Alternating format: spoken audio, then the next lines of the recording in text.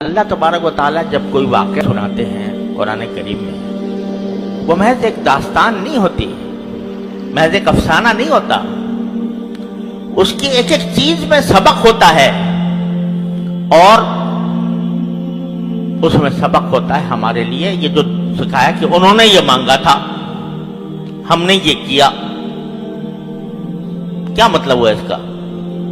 تم بھی مانگو، تم بھی ہم سے اسی طرح مانگو، اور جہاں تمہیں دشواریاں پیش آ رہی ہوں اور تمہارے سامنے رکاوٹیں ہوں دین پر چلنے کے لیے، تو وہاں ہمیں پکارو، ہم سے مانگو، یہی مانگو۔ ربنا آتنا من لدنک رحمتا وہیئ لنا من امرنا رشدا۔ آج لوگ کہتے ہیں کہ جی دین پر عمل کرنا بڑا مشکل ہو گیا ہے، سارا معاشرہ بگڑا ہوا ہے، رشوت کا بازار گرم ہے، ہم کاروبار کریں تو کیسے کریں، بغیر رشوت کے کام نہیں ہوتا۔ ہم بازار میں نکلتے ہیں، گھر سے باہر نکلتے ہیں تو نگاہوں کو پناہ نہیں ملتی، اور نگاہوں کو کیسے بچائیں؟ مجلسوں میں بیٹھتے ہیں تو غیبتیں شروع ہو جاتی ہیں، کیسے بچائیں؟ جبکہ پوری مجلس جو ہے وہ غیبتوں سے گرم ہے، کیسے بچائیں؟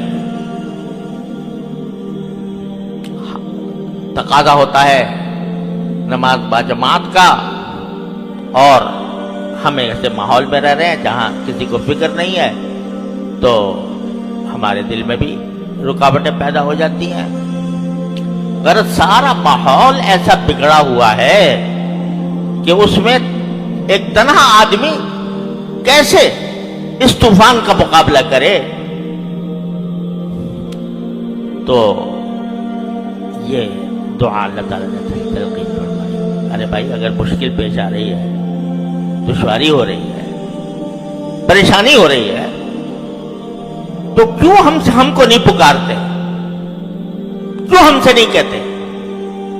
کہو ربنا آتنا من لدنک رحمتا وہیئ لنا من امرنا رشدا۔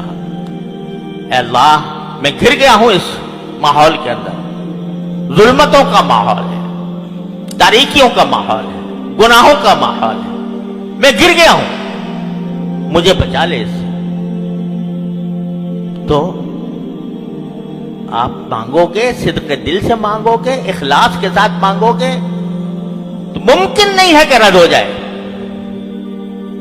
کوئی دعا اگر آدمی دنیا کے کسی مقصد کے لیے مانگتا ہے نا، یا اللہ مجھے فلاں ملازمت دے دے، فلاں منصب دے دے، تو وہ ضروری نہیں ہے کہ تمہیں وہ مل جائے۔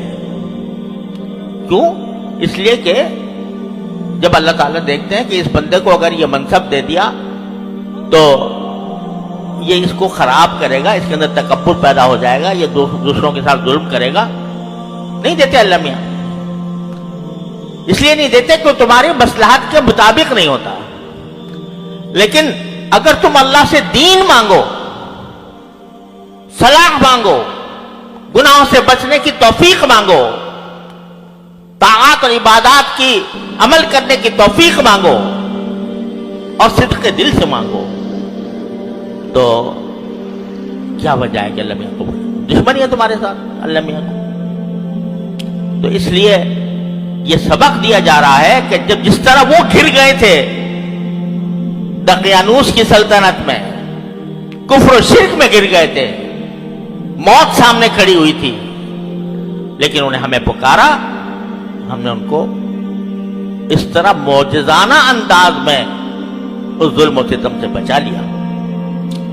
تو اس لیے جب کبھی یہ شیطان کا دھوکہ دل میں آئے کہ بھائی، اگر بعض لوگ کہتے ہیں کہ جی اگر ہم صحابہ کرام میں کے زمانے میں پیدا ہوتے تو پھر ہمارے لیے دین پر چلنا آسان ہو جاتا، لیکن ہم تو ایسے 21ویں صدی میں پیدا ہوئے ہیں جہاں ہر طرف ظلمتیں بکھری ہوئی ہیں، تو کیسے دنیا سے لڑائی مول لیں؟ تو ہمارے حضرت والا فرمایا کرتے تھے، اللہ تعالیٰ ان کے درجات بلند فرمائے، کہ ذرا تصور کرو کہ میدان حشر سجا ہوا ہے اور اس میں اللہ تبارک و تعالیٰ کے سامنے تم پیش ہوئے ہو، تم سے سوال ہو رہا ہے کہ تم نے دین کے فلاں حکم پر کیوں نہیں عمل کیا تھا، فلاں گناہ کا کیوں ارتکاب کیا تھا۔ جواب دے دو اللہ میاں کو، یا اللہ تو نے پیدا ہی ایسے موقع پہ، ایسے زمانے میں بھی کیا تھا جہاں ہر طرف فسق و فجور کا بازار گرم تھا، تو وہاں میں اپنے آپ کو کیسے بچاتا؟ تو اللہ تعالیٰ اس کے جواب میں اگر یہ فرمائے کہ اگر تمہیں مشکل پیش آ رہی تھی مجھ سے کیوں نہیں مانگا؟ میں نے جگہ جگہ قرآن کریم میں فرمایا ان اللہ علی کل شیء قدیر، کیا میری قدرت پر بھروسہ نہیں تھا؟ کیا میری رحمت پر بھروسہ نہیں تھا؟ کیوں نہیں مانگا مجھ سے اخلاص کے ساتھ؟